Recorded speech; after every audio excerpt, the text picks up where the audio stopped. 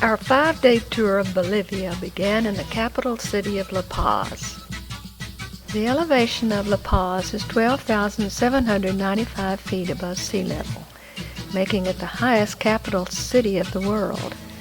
This is a view of the La Paz rooftops and the indoor Olympic swimming pool. Snow-capped Mount Illimani with an elevation of over 20,000 feet is seen in the background. The red-coated Colorado Guards protect the presidential palace.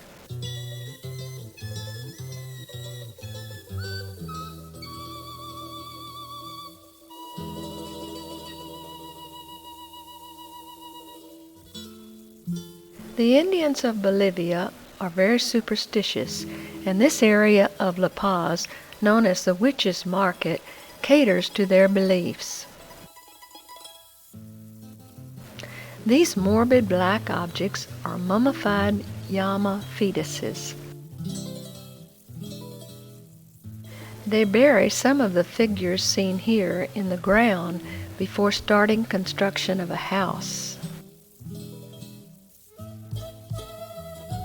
The La Paz Museum has relics of Inca as well as pre-Inca civilizations.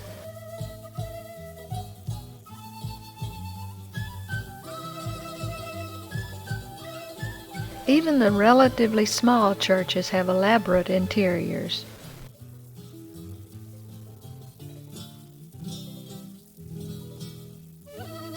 This boy is taking advantage of the comfort of this statue.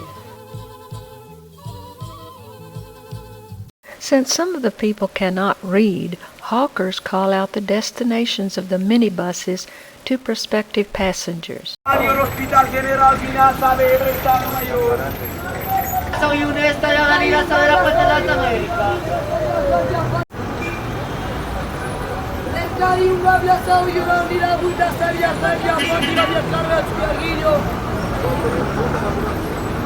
On the outskirts of La Paz, erosion of the terrain has created this unusual area known as Moon Valley.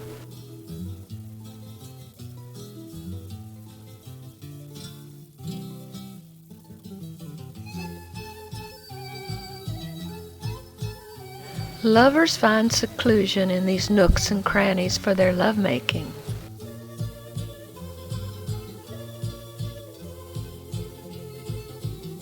These llamas are on the archaeological site of the Tiahuanacu Indians. These Indians were the first to domesticate the llama and use them as beasts of burden.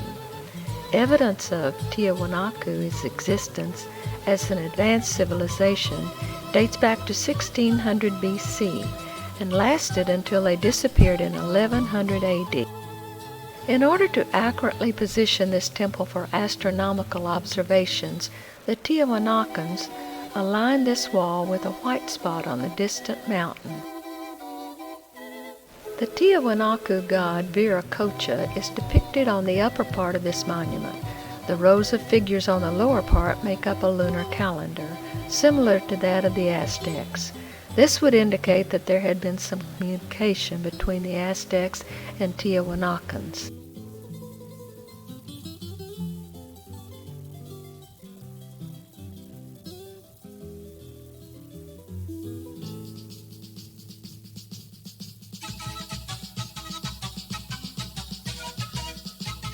The gray anthracite statue seen through the doorway is known as the Ponce Stele.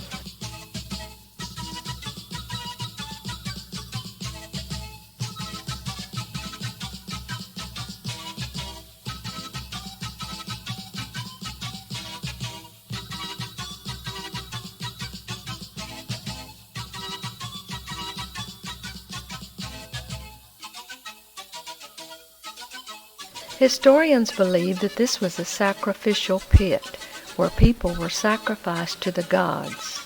The heads on the wall depict the dignitaries that were sacrificed.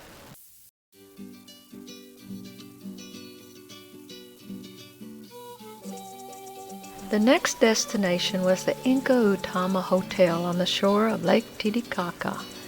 The elevation at the lake's surface is 12,500 feet above sea level, which makes it the highest navigable lake in the world. Most of the lake is more than 600 feet deep. The man seen here is one of 7 Bolivians selected by Thor Heyerdahl to construct his papyrus reed boat, the Raw II, in which he successfully crossed the Atlantic from Morocco to Barbados in 1970. The original Raw II is in a museum in Norway. This is a replica constructed by local people. The reed boats on Lake Titicaca are constructed of totora reeds rather than papyrus, and were very common several years ago, but are less popular now since their life expectancy is only about 1 year. We both had the opportunity for a test ride in one of these boats.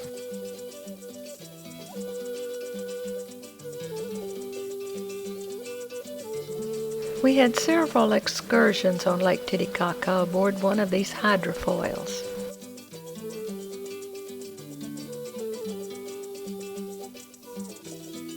One of our excursions was to Coluda Island, which was a burial site for the Tiahuanaco Indians.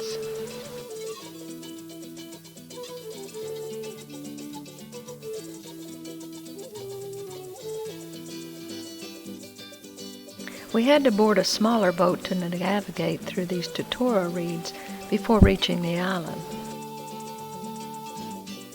Several people were buried in each of these towers, along with all the necessities for an afterlife. The larger towers could accommodate an entire family.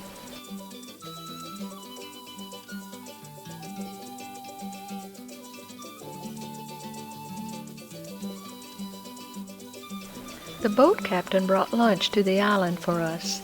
It consisted of roast chicken, several types of potatoes, lima beans, and dessert. Sunset on Lake Titicaca. Another excursion on the hydrofall was to the town of Copacabana, located across the lake from our hotel. The town was small, but the Portuguese-style church adorned with decorative tiles was huge.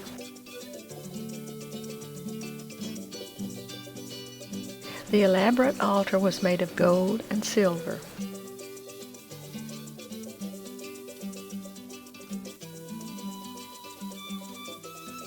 The most unusual sight was the blessing of motor vehicles by the priest. Anyone who had purchased a vehicle, either new or used, could bring it here on a certain Sunday of the month and have it blessed.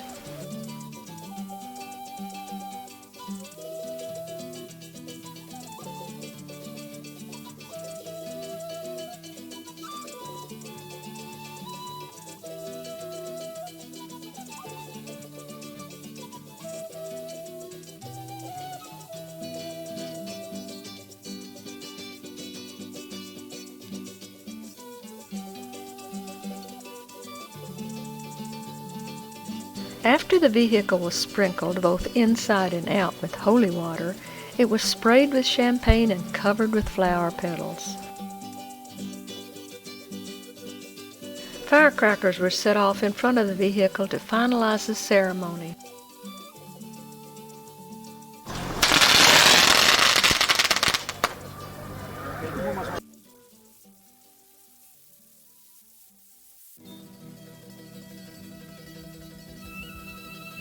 For some reason unknown to us, most of the Indian women in Bolivia wear the bowler hat.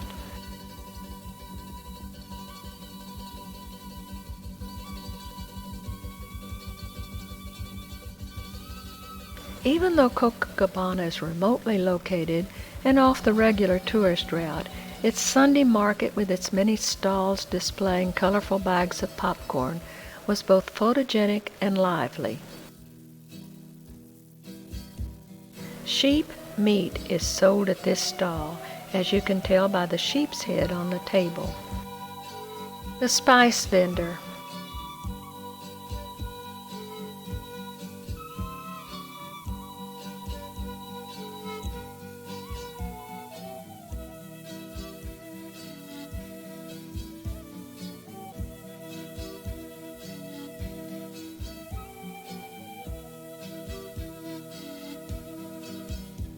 Even though it is Sunday, it is laundry day on Sun Island. The solar clothes dryer is hard at work.